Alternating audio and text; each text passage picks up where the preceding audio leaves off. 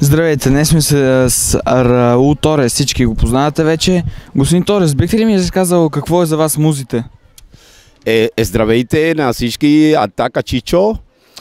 По принцип сега втори част на нашата страхотна фиеста с детето на International фестивал Мусите.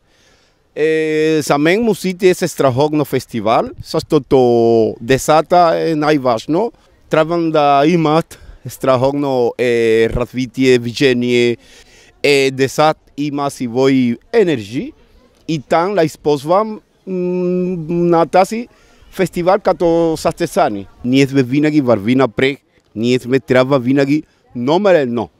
Обаче за вас, за мен и за всички децата от цялата страната, Атака Чичо работи и супер сме, супер фестивал Мусите. Атака Чичо. Благодаря ти, Раул.